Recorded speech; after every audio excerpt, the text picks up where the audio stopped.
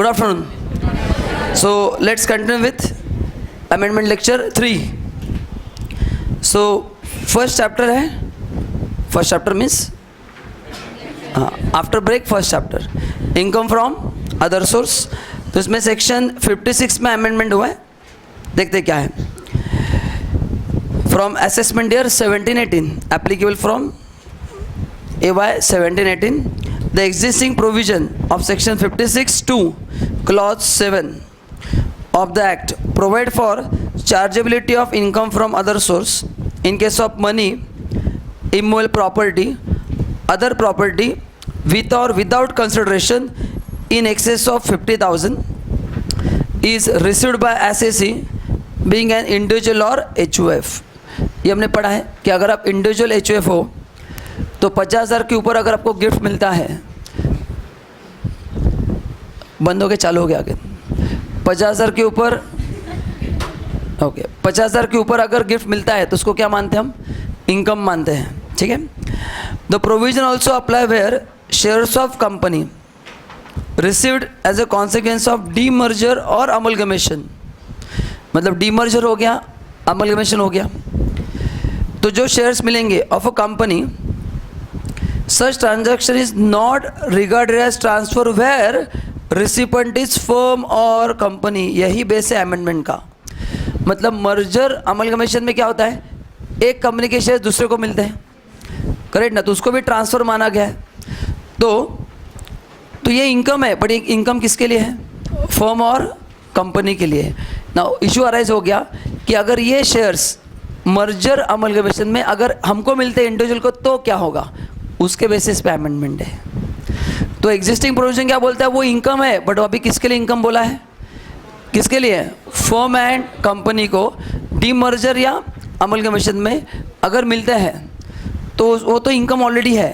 अभी देखो, with a view to bring uniformity in tax treatment it is propose to amend act so as to provide that any shares received by individual HUF.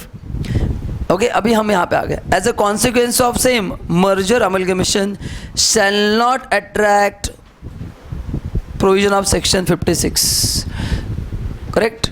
तो उसको income नहीं माना जाएगा, उस पर आपको सेक्शन 56 में टैक्स देने की ज़रूरत नहीं पड़ेगी. फर्म कंपनी के लिए है, बट वो भी 50,000 तक एग्जेम्प्ट है. तो क्वेश्चन राइज होगा कि ये मर्जर डीमर्जर में जो है वो फर्म और कंपनी के बारे में बोल रहा है, व्हाट अबाउट इंडिविजुअल? तो वो बोला है कि नहीं, आपके लिए वो सेक्शन 56 अप्लाई नहीं होगा. तो ये आ सकता है आपको कि मर्जर डीमर्जर हो गया, उसमें क्या होता है, अपने शेयर चेंज होते हैं ना.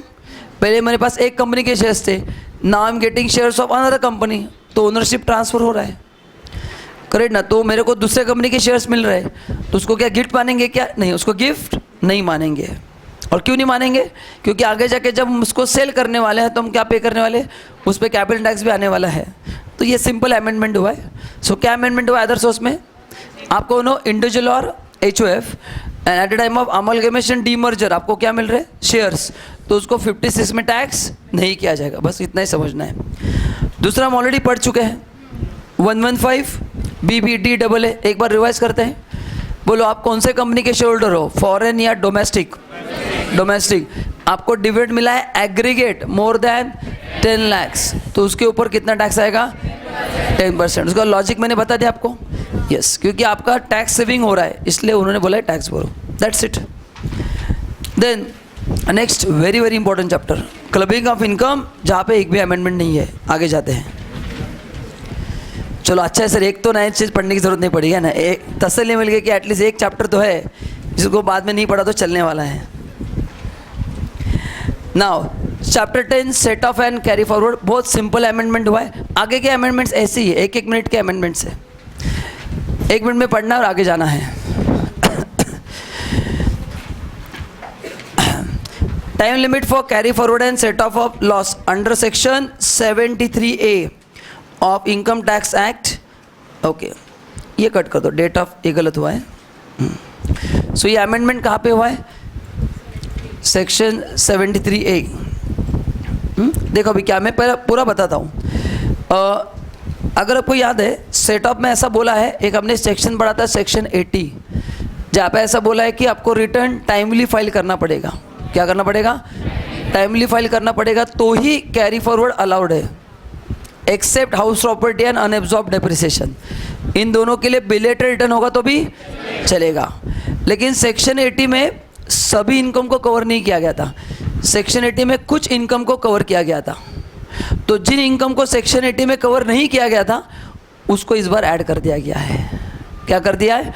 ऐड। मैं बताऊंगा आपको वो इनकम क्या है। तो उस लॉस के लिए भी अगर आपको रिटर्न फाइल करना है तो क्या करना है? टाइमली फाइल करना पड़ेगा। एकदम थ्योरेटिकल अमेंडमेंट है, पढ़ते हैं अपन। The existing provision of section 73A provide that. अच्छा 73A क्या कोई बता सकता है क्या? आप कैसे, अगर मेरे नोट्स से तो बता सकते हैं कौन से 73 में कौन सा बिजनेस है? Specified business, correct. तो 73A कौन सा है? याद है 35AD स्पेसिफाइड बिजनेस, वो 10-12 बिजनेसेस है जिसमें अमेंडमेंट हुआ है, बट मैंने कहा आपके लिए एप्लीकेबल। हाँ, तो 35AD के बारे में अमेंडमेंट हुआ है कि अगर 35AD में आपको लॉस हुआ है, देखो उसके लिए क्या बोला है, provide that any loss computed in respect of any specified business referred to in section 35AD। याद नहीं आया तो चिंता करने की जरूरत नहीं, मैंने दिया है आगे। shall not be set off except against profits and gains if any of other specified business। यहाँ पे क्या बोला है? स्पेसिफाइड बिजनेस का लॉस स्पेसिफाइड बिजनेस के अगेंस्ट ही सेट ऑफ होगा, ठीक है, ये तो हमको पता है। फर्दर सेक्शन 80, अच्छा सेक्शन 80 क्या है? हाँ, रिटर्न अगर लॉस कैरी फॉरवर्ड करना है तो टाइमली रिटर्न फाइल करना पड़ेगा, ये सेक्शन 80 में लिखा है। तो सेक्शन 80 में क्या लिखा है? If you want to carry forward loss you have to file return on time. क्या लिखा है सेक्शन 80 में? अगर आपको लॉस कैरी फॉरवर्ड करना है तो रिटर्न टाइमली फाइल करना ज़रूरी है। उसमें सेक्शन 73A नहीं था, उसको अभी ऐड कर दिया, बस ख़त्म, इतना अमेंडमेंट है। देखो वही दिया है। Provide that a loss which has not been determined in pursuance of return filed in accordance with provision of subsection 3 of 139। अच्छा 139 क्या हम पढ़ने वाले हैं? याद है क्या? Loss return, belated return, revise return. तो 139(3) कौन सा रिटर्न है? Belated return. हाँ, shall not be carried forward and set off. हाँ, मतलब अगर आप उसको डिले फाइल करोगे तो आपको कैरी फॉरवर्ड का बेनिफिट नहीं मिलेगा। Under section 1 of subsection section 72 subsection 2 73 ये सब दिया है। ये लॉसेस कैरी फॉरवर्ड करना अलाउड है। अगर आप सेक्शन 80 पढ़ते हैं तो सेक्शन 80 में यही लॉसेस कवर किए थे कि इन लॉसेस का अगर आपको कैरी फॉरवर्ड करना है तो रिटर्न टाइमली फाइल करना ज़रूरी है। उसमें 73 नहीं था तो उसको क्या कर दिया है? ऐड कर दिया है। तो आपको इसमें क्या ध्यान में रखना है बताता हूँ एक लाइन में, बाकी सब भूल जाओ। स्पेसिफाइड बिजनेस जो कवर्ड है 73A में, उसका अगर आपको लॉस कैरी फॉरवर्ड करना है तो रिटर्न टाइमली फाइल करना ज़रूरी है। समझ में आ गया? बस इतना ही है। In accordance with the scheme of the Act, this loss will be allowed if the return is filed within time limit by the due date of filing return of the income as provided in section 80 for other losses determined under the Act. Accordingly, it is proposed to amend section 80 so as to provide that loss determined as per section 73A shall not be allowed to be carried forward and set off if the loss has not been determined in pursuance of return file। हाँ, मतलब return file करना ज़रूरी है, बस। And accordingly it is also propose to amend subsection 3 of 139(3)। वो हम पढ़ेंगे filing of return में, उसका ही लिंक है ना, तो हम पढ़ेंगे बाद में। क्लियर है? So what is the first amendment बोलो। पहले बताओ सेक्शन 80 क्या बोलता है सेट ऑफ में? कि सेक्शन 80 में जो लॉसेस कवर्ड दिए हैं, सेक्शन 80 क्या बोलता है? अगर आपको लॉस कैरी फॉरवर्ड करना है तो रिटर्न टाइमली फाइल करना ज़रूरी है। उसमें 73 नहीं था, उसको भी क्या कर दिया है? ऐड कर दिया है। सो स्पेसिफाइड बिजनेस का लॉस अगर आपको कैरी फॉरवर्ड करना है तो रिटर्न टाइमली फाइल करना पड़ेगा, बस इतना ही पढ़ना है, ठीक है। नेक्स्ट, अब ये कुछ काम का नहीं है, ये आप कट कर दो, नॉट रिलेवेंट, कट कर दो इसको। आगे जाते हैं। Now next chapter 11 is deductions. इसमें थोड़े बहुत अमेंडमेंट्स हैं।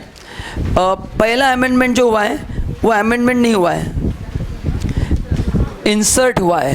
हाँ, आप बोलेंगे अमेंडमेंट तो पढ़ा क्या रहे हो सर आप? हाँ, incentive for promoting housing for all, section 80EE of income tax act. Okay, हमने 80E पढ़ा है एंड उसके बाद 80 के बाद जी था, अभी 80EE इंसर्ट हुआ है. मैंने आपको थोड़ी देर पहले कहा था हाउस प्रॉपर्टी में कि 2 लाख का जो बेनिफिट मिलेगा वो 3 साल का कितना क्या है, 5 साल. तो हाउस प्रॉपर्टी रिलेटेड एक और एक अमेंडमेंट है. So this is again heading ही क्या है, हाउसिंग फॉर ऑल. तो अभी एग्जाम में आपको दोनों साथ में अप्लाई करना पड़ेगा. बहुत सिंपल अमेंडमेंट है, पढ़ते अपन. Date of applicability AY 1718. Under the provision of section 80EE it is propose to, एक मिनट अभी, ठीक है, ओके ठीक है. फर्स्ट होम बायर, ठीक है कोई प्रॉब्लम नहीं. फर्स्ट होम बायर का मतलब है अगर आप पहला घर ले रहे हो, कौन सा घर ले रहे हो, पहला घर ले रहे हो, तो आपके लिए 80EE अप्लाई होगा. आपके पास ऑलरेडी एक घर है तो नहीं होगा, क्योंकि उनका हेडिंग क्या है, housing for all.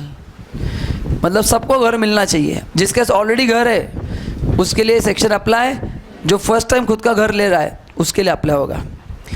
Availing home loan, हाँ जो होम लोन ले रहा है उसके लिए अप्लाई होगा. By providing additional deduction, additional underline करो, बता दो एडिशनल का मतलब क्या है. इन respect of interest on loan taken for residential house property from any financial institution, bank से लोन लिया तो ही 50,000 तक मिलेगा. अभी ध्यान दो, इसमें पूरा प्रोविजन है, बहुत सिंपल है. बताओ ये जो बेनिफिट है ये किन के लिए है, हाउसिंग फॉर ऑल. मतलब जो लोग पहला घर लेने वाले उन्हीं के लिए, जिनके पास ऑलरेडी है ना. If you buy second house, no बोला है, फर्स्ट हाउस मतलब पहला घर. हाँ, देन अभी होम लोन लेना ज़रूरी है. होम लोन में अपन क्या देते हैं, इंटरेस्ट. वो लोन भी किससे लेना है, दोस्तों से नहीं लेना है, बैंक से लेना है. किससे लेना है, बैंक से. Okay. Additional deduction of 50,000 means what, वहाँ पे भी 2 लाख मिलेगा और यहाँ पे 50,000 मिलेगा. अरे मैं क्या बोला, समझ में आ रहा है क्या. 24B में कितना मिलेगा, 2 लाख, और 80EE में 50,000. तो आपको मतलब वो चाहते हैं कि आप ज़्यादा से ज़्यादा घर लो. Again they are trying to help infrastructure industry जो अभी बहुत प्रॉब्लम में है. सो बहुत सारे अमेंडमेंट्स गवर्नमेंट ने इस बार जो की है ना, it is related to infrastructure. आगे भी बहुत सारे अमेंडमेंट्स हुए सेक्शन 80 में ही, all are related to them only. Construction industry को गवर्नमेंट ने इस बार बहुत मतलब 2016 में बहुत हेल्प करने की कोशिश की है, डायरेक्टली इनडायरेक्टली. तो मतलब कितना क्लेम करेंगे अभी आप, 2.5 लाख क्लेम करेंगे. ठीक है, ये हो गया बेसिक कंडीशन. बट पे होना भी ज़रूरी है ना. अगर मेरा इंटरेस्ट इस साल का 2 लाख है तो हाँ तो 2 लाख ही मिलेगा. फिर वहाँ पे 2 लाख क्लेम करेंगे तो यहाँ पे नहीं मिलेगा. मतलब आपका पेमेंट भी होना ज़रूरी है, बाय डिफ़ॉल्ट नहीं है. हाँ लेकिन अगर आपका इंटरेस्ट 2.5 लाख है तो क्या करेंगे आप, 2 लाख का कहाँ पे क्लेम करेंगे, 24B और 50,000 80EE. मैं क्या बोला, समझ में आ रहा है. अब इसके कंडीशंस है, देखो क्या. पहला, the incentive is propose to be extended to house property value less than 50 lakh. हाँ, हाउसिंग फॉर ऑल, गरीब से गरीब आदमी खुद का घर ले पाए. तो जिस घर का वैल्यू 50 लाख से कम है वही लोग इस सेक्शन का बेनिफिट ले सकते हैं. अपना जो 24B हाउस प्रॉपर्टी उसमें वैल्यू को कोई रिलेवेंस नहीं है, आपको पता है उसमें कोई प्रॉब्लम नहीं. ये यहाँ पे रिलेवेंस है. इन respect of which loan amount should not exceed 35 lakh. मतलब मैक्सिमम लोन कितना लेना है. हाँ अभी देखो इसका लॉजिक बताता हूँ. अभी एज्यूम करो आप, अभी 8 से या 9% इंटरेस्ट है, रेट ऑफ इंटरेस्ट. सो अगर आपने 35 लाख का लोन लिया इंटू आई टेक 8.5% रफली, तो अराउंड 2,97,500 इंटरेस्ट आ रहा है. 2 लाख आप कहाँ पे क्लेम करोगे, 24B. बचा हुआ 50 यहाँ पे आप क्लेम कर सकते हैं. कितना क्लेम कर सकते हैं, 50,000. ठीक है, इसलिए वो लोन अमाउंट उन्होंने रखा है अकॉर्डिंगली. अभी खाली लोन देखो, सैंक्शन ड्यूरिंग प्रीवियस ईयर 16-17, मतलब इसी साल लोन सैंक्शन होना चाहिए. लोन सैंक्शन इस साल होना चाहिए. बिल्डर को पैसा दो, घर वो 3 साल के बाद बनने दो, कोई टेंशन नहीं है. सैंक्शन बोला है 16-17 में, कंस्ट्रक्शन नहीं बोला है. ओके, उन्होंने क्या बोला है, सैंक्शन कब होना चाहिए, 16-17 में. Construction can happen within 2 years 3 years 4 years, no problem. Important point. मतलब क्या है सर, जिनका ऑलरेडी लोन चल रहा है उनको खुश होने की ज़रूरत नहीं है ना. लोन सैंक्शन 16-17 में होना चाहिए और वो भी घर पहला होना चाहिए. ठीक है. It is also propose to extend the benefit reduction till the repayment of loan. मतलब क्या सर, ये 50,000 एक साल मिलेगा? अरे नहीं, बार बार लगातार मिलता रहेगा। जब तक रिपेमेंट नहीं होगा तब तक 2.5 लाख मिलता रहेगा। मैं क्या बोला, समझ में आ रहा है? It's not one time 50,000। जैसे हमने पीछे में देखा था कि एडिशनल एक ही बार मिलेगा, क्या बोला है, till the repayment of loan. Obviously repayment के बाद इंटरेस्ट नहीं तो डिडक्शन नहीं। सो इस साल 2.5 लाख, अगले साल 50, अगले साल 50 मिलता रहेगा। जब तक आपका रीपेमेंट होगा तब तक मिलता रहेगा। The deduction under propose section is over and above limit of 2 lakh. 2 lakh कहाँ पे लिमिट है? हाँ, 24B फॉर एसो प्रॉपर्टी अंडर सेक्शन 24। अच्छा बताओ, ये लिमिट लेट आउट प्रॉपर्टी के लिए अप्लाई होगा क्या? लेट आउट में रूल क्या है? डोंट यूज ब्रेन, डायरेक्टली पूरा 24 में क्लेम करना है, तो यहाँ पे आपको कुछ क्लेम करने की ज़रूरत नहीं है। ओके, कमेंट देखो, अभी कंडीशन क्या क्या एक बार दिया है। क्या कंडीशन है? पहला बुलेटेड पॉइंट, प्रॉपर्टी का वैल्यू कितना होना चाहिए? मैक्सिमम 50 लाख। लोन कितना होना चाहिए? मैक्सिमम 35 लाख। सैंक्शन कम होना चाहिए 16-17 में, एंड कितना मिलेगा डिडक्शन? 50,000, जो 2 लाख के ऊपर है। Any question now? ओके, सो ये एग्जिस्टिंग घर को मिलेगा क्या? नहीं। कौन से घर को मिलेगा? अच्छा, कंस्ट्रक्शन कब होना चाहिए, कुछ दिया है क्या? कंस्ट्रक्शन 3 साल का होने तो मिलेगा? यस मिलेगा। यस नहीं मिलेगा। 16-17 के बाद अगर आपका लोन सैंक्शन होता है तो आपके लिए सेक्शन अप्लाई नहीं होगा। मतलब क्या है, इस सेक्शन का लाइफलाइन 1 साल ही है। सही कहा, इस सेक्शन का लाइफलाइन कितना है?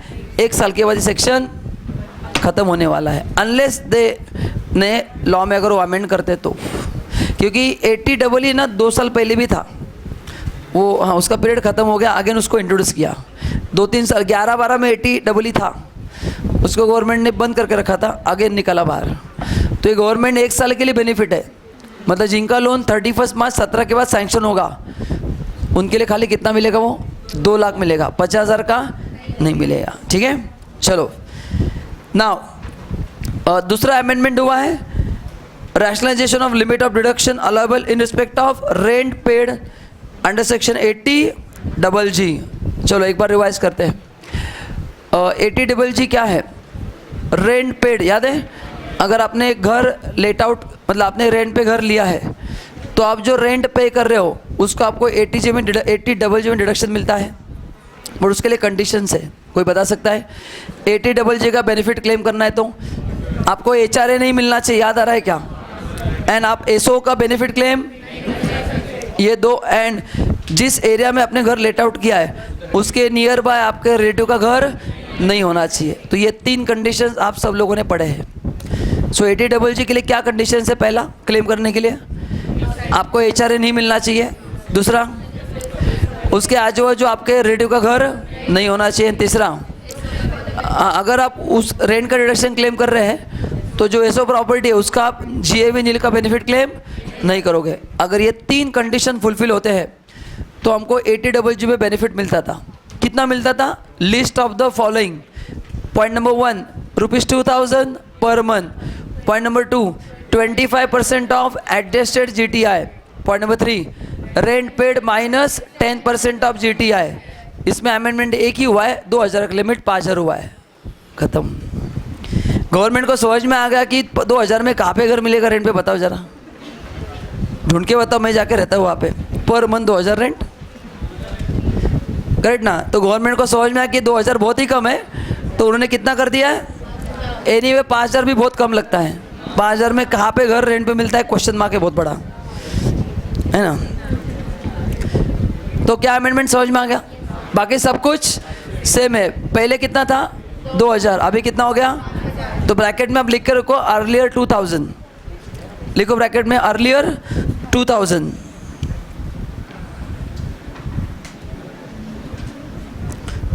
दिया है मैंने, एक बार लिखो, मतलब वो याद रहेगा, बाकी कुछ नहीं। नेक्स्ट, नाउ ये हो गया 80GG। मतलब आपने जो देखो, आपने जो 80C पढ़ा है, 80CCC, CCD, 80D, उसमें कोई भी अमेंडमेंट, वो मेडिकल वगैरह जो आपने पढ़ा है वो सब कुछ एज इट इज़ रखा है, तो आपको दोबारा पढ़ने की ज़रूरत नहीं है। नाउ 80IA में अमेंडमेंट हुआ है। कहते हैं 80IA, जहाँ पे बहुत सारे बिजनेस को बेनिफिट मिलता है, इंफ्रास्ट्रक्चर वगैरह वगैरह, देखो क्या हो गया, नहीं ना, okay. Deduction in respect of profits and gains from industrial undertaking और enterprise engage in infrastructure development, ठीक है। तो आपको याद है इसमें था पावर जनरेशन, 4-5 से देखो, power generation, infrastructure, then telecommunication, ACZ। हाँ, तो इसमें छोटे छोटे अमेंडमेंट्स हुए हैं। देखो तो इंफ्रास्ट्रक्चर फैसिलिटी में अमेंडमेंट हुआ है। कंडीशंस क्या देखो, the enterprise provide infrastructure facility, enterprise is own by Indian company, मतलब वो कंपनी के लिए है इंफ्रास्ट्रक्चर का benefit. Enterprise must enter into agreement with central government, third point में दिया है आपका एग्रीमेंट होना चाहिए। And fourth point is the amendment, the enterprise start operating and maintaining infrastructure facility. पहले नोट्स में लिखा है, आप चेक करो, 1 अप्रैल 1995 के बाद, बट यहाँ पे अमेंडमेंट क्या हुआ है, बिफोर 1417, मतलब 1417 के बाद जो स्टार्ट करेगा ये बिजनेस उसको इनकम टैक्स बेनिफिट नहीं मिलेगा। सिंपल, बाकी सब कुछ सेम है, बाकी सब कुछ क्या है, सेम है। सो what is the simple amendment, limitation period. हाँ, क्यों सर, मैंने कहा गवर्नमेंट टैक्स रेट क्या कर रही है, कम कर रही है, तो आपके बेनिफिट्स भी वो छीन रही है एक एक करके। बस इतना अमेंडमेंट है। और एक अमेंडमेंट उसी में है, deduction in respect of profits and gains by undertaking और enterprise engage in development of SEZ। अगर आप SEZ जोन डेवलप कर रहे हो उसमें भी आपका पूरा प्रॉफिट क्या है, एग्जेम्प्ट है। बस उसमें भी अमेंडमेंट वही है, पढ़ लो, जो इंफ्रास्ट्रक्चर के लिए हुआ वही है। ये भी आपको कब स्टार्ट करना है, हाँ 1417 के पहले अगर स्टार्ट करेंगे उसी एंटरप्राइज को ये बेनिफिट मिलेगा। जो स्टार्ट करेंगे उसके बाद 1417 के बाद उनको SEZ डेवलप करके जो फ़ायदा होगा वो माफ़ नहीं होगा। So these are the 2 small amendment in section 80IA। क्या अमेंडमेंट हुआ है, इंफ्रास्ट्रक्चर में हुआ है और SEZ। क्या अमेंडमेंट हुआ है, ये दोनों में आपको बिजनेस बेनिफिट मिलता रहेगा प्रॉफिट का, बट ये बिजनेस कब स्टार्ट करना है, 1417 के पहले। बस बाकी सब कुछ सेम है, बाकी जो अपने नोट्स है उसके हिसाब से आपको पढ़ लेना है। आगे जाते हैं, next. Then mineral oils and refining of mineral oils, section 80IB। पहले आपने देखा था IA, अभी IB में एक छोटा सा अमेंडमेंट हुआ है, पहले पढ़ता हूँ मैं। Applicable to all SSE, type of business, production of mineral oil. कब स्टार्ट करना है, 31 मार्च 1997 के बाद।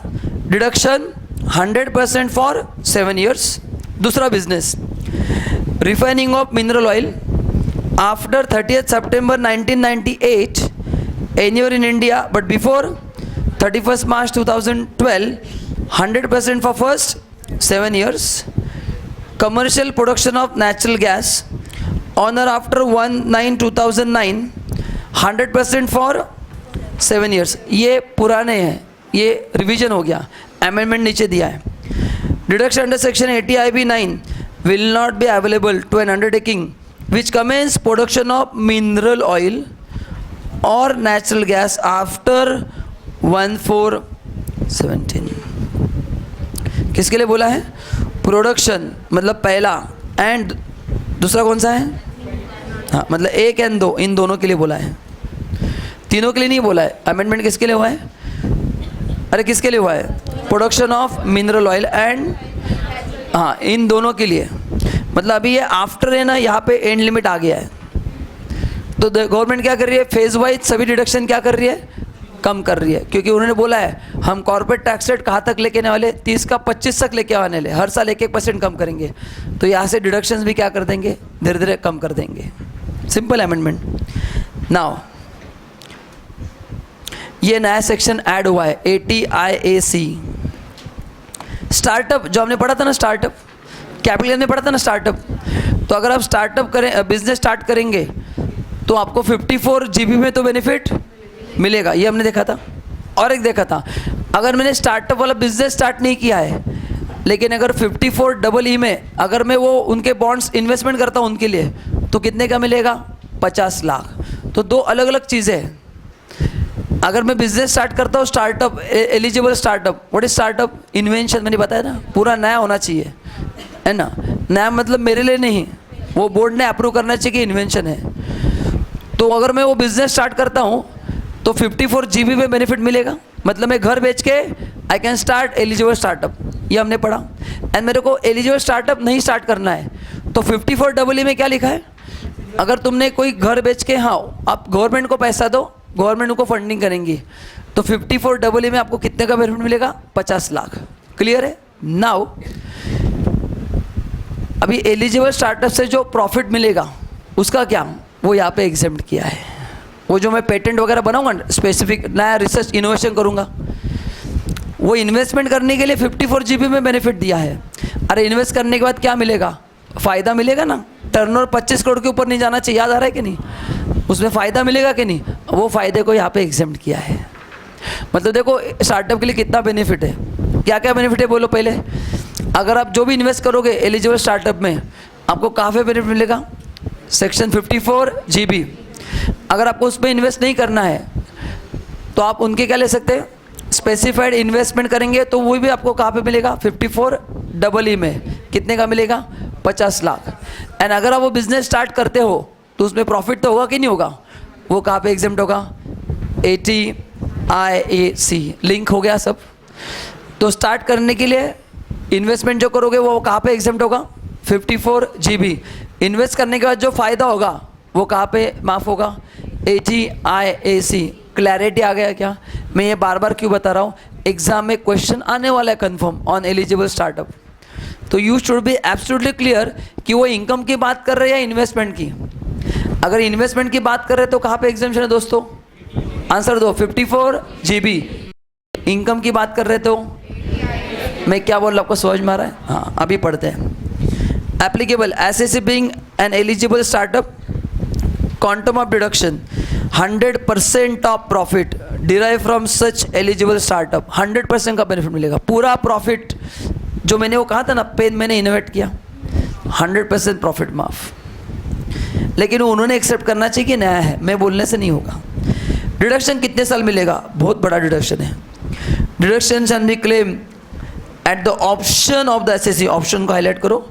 For any 3 consecutive assessment year out of 5 years beginning from the year in which eligible startup incorporated। तो अगर मैंने 16-17 में इनकॉर्पोरेट किया तो 5 साल देखो, 16-17, 17-18, 18-19, 19-20, 20-21, इन 5 में से 3 साल। अभी वहाँ पे बोला कॉन्जिक्यूटिव मीन्स व्हाट? अगर मैंने सेकंड ईयर से स्टार्ट किया तो second, third, fourth. I can not choose any 3, first, third, fifth, ऐसा नहीं चलेगा। ये ATI में भी वैसा ही देखो, हाँ कंटिन्यूस 3 साल। तो ऐसा क्यों दिया है इसका भी लॉजिक समझ लो। सिर्फ जब नया बिजनेस आप स्टार्ट करते हो पहले साल इतना प्रॉफिट नहीं होता है, you will start getting profit in second and third year. So आपको ऑप्शन दिया, इसलिए वर्ड ऑप्शन यूज़ किया है। आप कोई बिजनेस स्टार्ट करो, फर्स्ट ईयर एकदम बहुत सारा प्रॉफिट होता है क्या? क्योंकि फर्स्ट ईयर तो अपन बहुत सारी चीज़ें लर्न करते हैं, तो फर्स्ट ईयर इतना प्रॉफिट नहीं होगा। You will start getting profit from second and third year. तो second, third, fourth, third, fourth, fifth, and 4, 5, 6 नहीं होगा, गया। फिर आपको खाली किसका मिलेगा? थर्ड, फोर्थ एंड फिफ्थ का मिलेगा। 5 साल के बाद नहीं मिलेगा। 5 में से 3 वो भी consecutive. So you have to start in third year, third, fourth, fifth, नहीं तो मिलेगा ही नहीं आपको। समझ में आ गया? तो ये अगेन एग्जाम में आ सकता है। अच्छा, कंडीशंस क्या मैंने आपको सब बता दिया। वो bar on formation style, bar मतलब रिस्ट्रिक्शन। हाँ, it should not be form by splitting up और reconstruction of an organisation existing business. Existing business को बंद करके ये स्टार्ट नहीं करना है। बार ऑन चाहिए, एंड नहीं on old machinery. It should not be form by transfer of plant and machinery previously use for any purpose except, मतलब सेकेंड हैंड मशीन्स भी नहीं चलेगा, बट एक्सेप्ट मतलब ये वाले चलेगा। कौन से? अगर इम्पोर्टेड है तो सेकेंड हैंड चलेगा, मतलब अपने इंडिया के एसेट से तो नहीं चलेगा, फिरंगी के एसेट से तो चलेगा। फिरंगी मतलब जो बाहर से आ रहे हैं। तो इम्पोर्टेड को सेकेंड हैंड नहीं मानेंगे, इंडियन एसेट को सेकेंड हैंड मानेंगे। पता नहीं ऐसा क्यों लिखा है, बस मेरा काम है आपको पढ़ाना। The bar on use of old machinery does not apply if Such plant and machinery is imported and such plant machinery is previously not used in India. अब इसमें काफ़ी स्टूडेंट का कन्फ्यूजन होता है, सर पहले लाइन में आपने क्या बोला, इंपोर्ट होना चाहिए, मतलब बाहर से इंडिया में आ रहा है, एंड दूसरे में आप क्या बोल रहे हैं, वो इंडिया में उसके पहले यूज़ नहीं करना चाहिए. अरे अगर बाहर से ही आ रहा है तो इंडिया में यूज़ कैसे होगा, सुन लो आप कैसे होगा.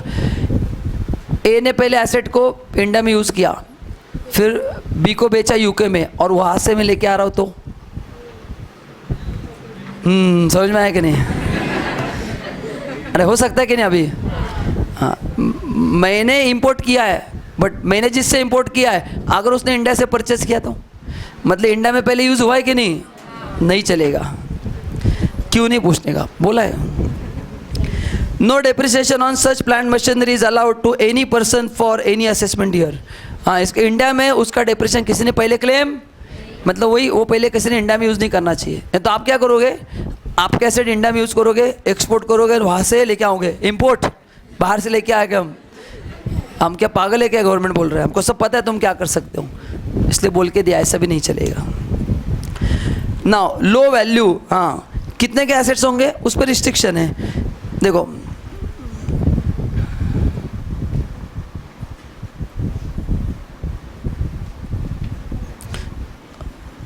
और ये पॉइंट आगे दिया क्या, देखो जरा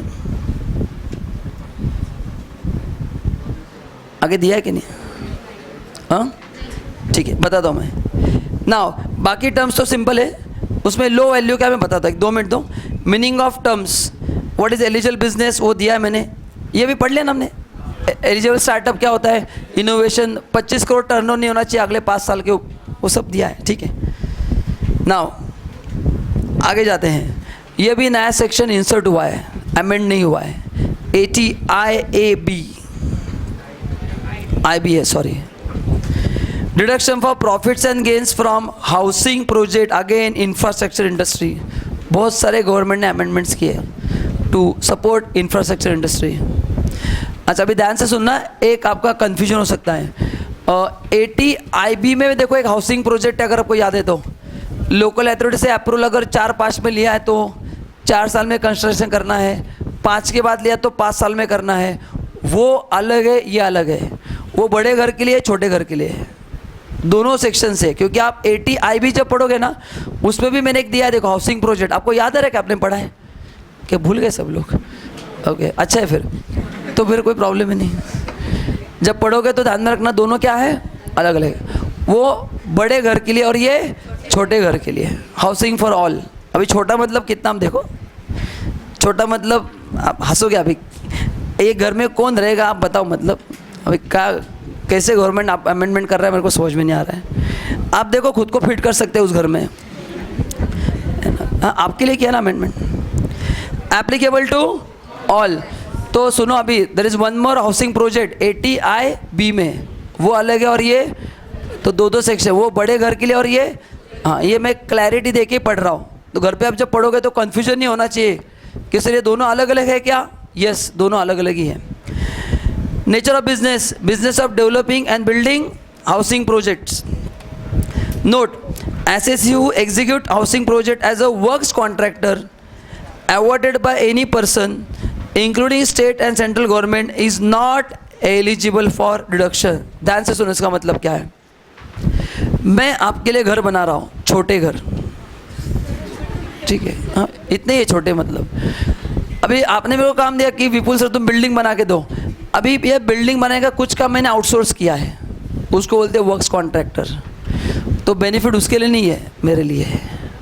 मैं जिससे काम करके लूँगा वो क्या है, मेरा वर्क्स कॉन्ट्रैक्टर, उसको बोलते हैं works contractor. He is not entitle for any benefit. Main काम किसने लिया है, प्राइमा फेसी आपके लिए बिल्डिंग कौन बना रहा है, मैं बना रहा हूँ. So this benefit is only for me. मैंने अगर वो काम किसी को पास ऑन किया है, he will not be in position to claim benefit. समझ में आ गया. आगे जाते हैं. कितना डिडक्शन मिलेगा, 100%. जितना भी प्रॉफिट होगा पूरा क्या होगा. यहाँ पे 5-6 साल नहीं लिखा है, वो प्रोजेक्ट का पीरियड है. प्रोजेक्ट में जितना प्रॉफिट हो, प्रोजेक्ट 3 साल में पूरा हुआ, it's not period, it's what profit. तो प्रॉफिट जितना भी होगा, फिर प्रोजेक्ट 1 साल में हो, 2 साल में हो, 5 साल में हो, 3 साल में हो, ड्यूरेशन इज नॉट इम्पॉर्टेंट, पूरा प्रॉफिट ही माफ़ कर दिया है. Project approval, the project shall be approved by authority after 1/6/16 but before 31 मार्च 19। तो इस पीरियड में जो प्रोजेक्ट अप्रूव है वही इस सेक्शन में आएंगे, एंड उसके पहले वाले वो सेक्शन में ऑलरेडी है। कौन से? जो आप 80 IB में पढ़ोगे ना, हाँ, तो वो अलग है, ये अलग है। Project completion, the project shall be completed within period of 3 years from the date of approval by competent authority. Local authority, municipality से आपको क्या लेना पड़ता है? परमिशन लेना पड़ता है। तो ये परमिशन मिलने के बाद वो जो आपका प्रोजेक्ट है, छोटा हो या बड़ा हो, डजंट मेक एनी डिफरेंस, 3 साल में कंप्लीट होगा, तो ही मेरे लिए वो पूरा प्रॉफिट क्या होगा? Exempt. First approval, if the approval in respect of housing project is obtained more than once, the project shall be deemed to have been approved on the date on which the building plan of such housing project was first approved by competent authority। मतलब क्या होता है? एक मैंने plan approve करके लिया, बाद में उस प्लान में मैंने कुछ चेंजेस किए, फिर और एक बार अप्रूवल कर डाला, तो अगेन वहाँ से 3 साल नहीं मिलेंगे। एक बार फर्स्ट अप्रूवल का डेट मिल गया, वहाँ से हम 3 साल काउंट करेंगे। ऐसे इनकम टैक्स में बोला है। Local authority can change the plan and they can give you further sanction, क्योंकि कुछ टेक्निकल इशू अराइज होते हैं जिसकी वजह से प्लान को अगेन क्या करना पड़ता है? चेंज करना पड़ता है। तो again will submit proposal for री अप्रूवल, तो अप्रूव करके देते हैं, उसमें कोई प्रॉब्लम नहीं है। बट इनकम टैक्स में क्या बोला है? हम 3 साल जो कैलकुलेट करेंगे वो कहाँ से करेंगे? फर्स्ट अप्रूवल से 3 साल। The project is deemed to have been completed when the certificate of completion as whole is obtained in writing from competent authority. 3 साल में होना चाहिए ना कंप्लीशन। अरे 3 साल में कंप्लीट होना चाहिए मीन्स व्हाट? स्ट्रक्चर खड़ा करके रेडी है, स्टेयर से नहीं जाने के लिए ऊपर। हो गया घर कंप्लीट, जाओ जाके रहो। हो सकता है क्या? विंडो नहीं है, डोर नहीं है बस, और पानी नहीं है और लाइट नहीं, बाकी सब है, नहीं चलेगा ऐसे। तो what is meaning of completion? Municipality से तुमको सर्टिफिकेट मिलेगा कि घर रेडी हो चुका है, उसको मानेंगे कंप्लीशन। भाई उनको उठाओ। गुड मॉर्निंग, चाय वगैरह मंगाओ? नहीं, ठीक है।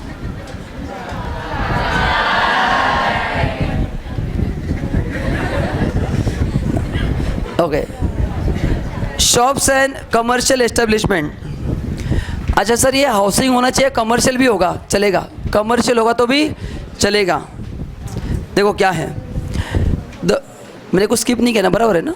हाँ, द बिल्टअप एरिया। अच्छा, ये नया वर्ड बिल्टअप एरिया, ये मैं आपको सर्विस टैक्स में भी पढ़ाने वाला हूँ, रिलेटेड अमेंडमेंट है। सी हर एक फ्लैट में 3 एरिया होते हैं, मैंने लास्ट टाइम भी क्लास में आपको बताया। Built up area, carpet area and super built up. Carpet area means wall to wall, ये वॉल से ये वॉल, ये वॉल से ये वॉल। कारपेट एरिया मतलब अपन जो यूज़ कर सकते हैं वो, उसको बोलते हैं कारपेट एरिया। ये तो आपका है ही। ये जो दीवार है ना, जो अंबुजा सीमेंट से बनी है, वो भी आपकी है क्या? अरे वो आपकी है क्या? नहीं। हाँ, तो वो ऐड करने का हो जाता है बिल्टअप, वॉल का थिकनेस ऐड करने के बाद। अगर आप बोलेंगे नहीं सर ये वॉल हमारा नहीं है, तो फिर कुछ नहीं हो सकता। फिर मैं क्या करूँगा? हमारे पूरे सोसाइटी के शू रैक आपके वॉल के अगर बाहर लगा दूंगा, आपने बोला ना हमारा नहीं है, तो हम उसको सोसाइटी का मानेंगे, कॉमन। तो वॉल भी आपका ही है वो, तो वो ऐड करने के बाद क्या होगा? Built up. And what is super built up? Answer दो क्वेश्चन का। आपको बताना, आपको नीचे जाने के लिए स्टेयर्स चाहिए क्या? आप 22 माले पे रहते हो, लिफ्ट चाहिए क्या? गार्डन चाहिए क्या? पार्किंग चाहिए? Children playground area? Study room? Sir नहीं चाहिए। वो उसको ऐड करने का हो जाता है सुपर बिल्टअप, उसका भी पैसा आपको देना पड़ता है, उसको बोलते हैं सुपर बिल्टअप। जो आपके फ्लैट के एरिया पे 40% ऐड किया जाता है, जो अभी का ट्रेंड है, मैं पुणे की बात कर रहा हूँ। तो अगर आपने 1000 स्क्वायर फुट का फ्लैट लिया, 40% सुपर बिल्टअप, पैसा देना है 1400 का, मिलेगा 1000 भी नहीं मिलेगा, क्योंकि 1000 में भी वो बिल्टअप कट होके कारपेट एरिया और कम मिलता है, तो उसको बोलते हैं बिल्टअप एरिया। ये सर्विस टैक्स में मैंने ऑलरेडी आपको पढ़ाया था, ठीक है? तो उसमें भी रिलेटेड अमेंडमेंट पढ़ेंगे अपन। तो built up area of shops and other commercial establishment included in housing project does not exceed 3% of aggregate built up area. तो total aggregate built up area 1 lakh square feet है, एज्यूम करो, तो 1 लाख का 3%। 3,000 स्क्वायर फीट के ऊपर कमर्शियल एरिया वहाँ पे नहीं चाहिए। तो आपको शॉप बनाना है, मॉल बनाना है, जो भी बनाओ, but what is the total built up area? 3% of aggregate built up area. ठीक है, सिंपल है। नाउ अभी आता है साइज ऑफ हाउस है, वेरी इंटरेस्टिंग। देखो कितने स्मॉल बोला है, मतलब बहुत ही स्मॉल हो गया है। इसमें कौन रह सकता है आप बताओ जरा। Now condition as to land area residential unit, देखो क्या है पहला। नाउ प्लीज़ ध्यान दो, प्लीज़ ध्यान दो, ये आपको हॉरिजेंटली पढ़ना है। हाउसिंग प्रोजेक्ट लोकेशन, देखो चेन्नई, दिल्ली, कोलकाता, मुंबई और within distance measures aerially, aerial मतलब हवा का distance, straight not road wise. ये हमने एग्री इनकम में पढ़ा था, अगर आपको याद है तो, डेफिनेशन ऑफ लैंड में मैंने कहा था। वहाँ पे भी क्या लिखा है? एरियल मतलब सीधा डिस्टेंस, एरियल मीन्स हवा से सीधा। 25 kilometre from local municipality limit of this cities. तो इन 4 मेट्रो सिटी में है, और इनका जहाँ पे लोकल म्यूनसिपैलिटी लिमिट ख़त्म होता है वहाँ से 25 किलोमीटर्स एरियल डिस्टेंस, ओके, यहाँ तक है। और एनी अदर प्लेस मतलब पुणे, नासिक, सातारा, कोई भी हो सकता है अदर दैन दिस। तो देखो कितना है, 1 minimum area, minimum land area for housing project. ये घर का एरिया नहीं है, लैंड कितना होना चाहिए मैंने बोला है, घर का एरिया में बाद में आऊँगा। 1000 स्क्वायर मीटर, ये मीटर नहीं है, स्क्वायर मीटर है। सो अराउंड 10,732 स्क्वायर फीट के आसपास कुछ तो भी आता है। मैं इसमें एक्सपर्ट नहीं हूँ, बट लिटिल बिट नॉलेज है मेरे को, क्योंकि मेरे कंस्ट्रक्शन के क्लाइंट बहुत सारे हैं, सो कुछ कुछ सुन के याद रहता है कभी कभी। तो ये 1000 मीटर नहीं है, 1 metre is equal to 3 square feet, 1000 square metre है। तो अराउंड 10,700 के आसपास कुछ तो भी आएगा। ये एग्जाम ही नहीं आएगा, टेंशन मत लो, है ना। इस अभी ये भी लर्न करना है कि हमको, आपने को आर्किटेक्ट नहीं बनना है, डोंट वरी। एंड पुणे में है तो other than this minimum area बोला है, मतलब इससे छोटा है तो आपको बेनिफिट नहीं मिलेगा। 2000 स्क्वायर मीटर ऐसा कुछ तो भी है, ठीक है। नाउ अभी देखो, the project under 80 IBA shall be only housing project on the above mention land. अब ये क्या है ओनली, मतलब सो वही तो रहेगा, वैसा नहीं है। मैं ऑलरेडी एक बिल्डिंग बना रहा हूँ, उसमें मैंने वो 80 IBA ऐड कर दिया। एक बिल्डिंग के लिए 80 IBA एप्लीकेबल नहीं, एक के लिए एप्लीकेबल, ऐसा नहीं चलेगा। वो जो लैंड है उसमें खाली कौन सा कंस्ट्रक्शन चाहिए, 80, हाँ यही चाहिए, बाकी वाला नहीं चलेगा। अभी देखो घर का एरिया आ गया, ये हो गया लैंड का एरिया। मेट्रो सिटी में तो कितना चाहिए minimum? 1000 square metre, and other than metro है तो मिनिमम चाहिए, मैक्सिमम के लिए कोई लिमिट नहीं।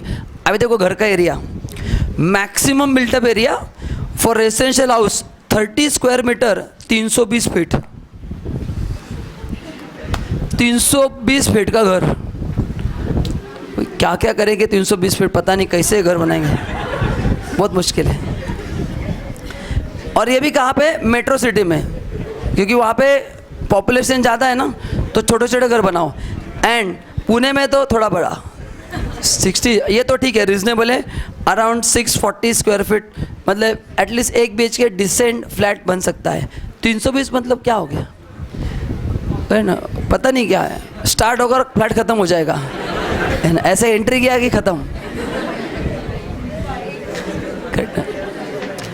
क्या है पता नहीं। मतलब इतने मैंने देखा नहीं, इतने छोटे घर आपने देखा है कभी? 320 स्क्वायर फुट का घर मैंने फर्स्ट टाइम लाइफ में सुना है। मैं जब पढ़ रहा तो हंसने लगा कि क्या अमेंडमेंट किया गवर्नमेंट ने, इतना छोटा घर मैंने नहीं देखा आज तक। हो सकता है but I have never seen 320 square foot. Now अभी और एक कंडीशन है, ध्यान दो। Minimum floor area ratio utilise as per the rules by central government. अच्छा वो होता है ना FSI, तो आपको जितना FSI अलॉट हुआ है ये घर बनाने के लिए वो गवर्नमेंट अलॉट करती है, उसमें से आपको 90% यूज़ करना है। And other than metro city तो कितना यूज़ करना है?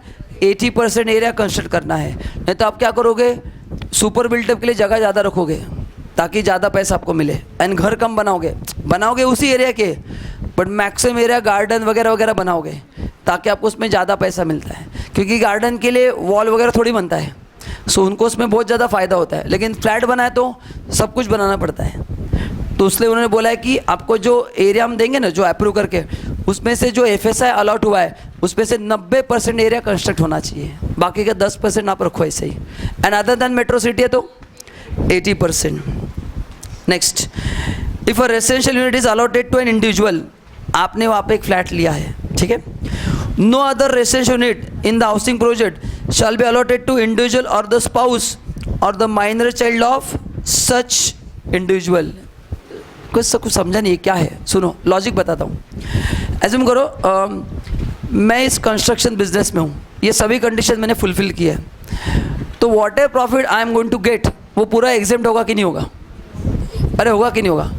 तो मैं क्या करूँगा, मैं आपको फ्लैट ज़्यादा रेट में बेचूंगा, 50 लाख का फ्लैट 80 लाख में बेचूंगा।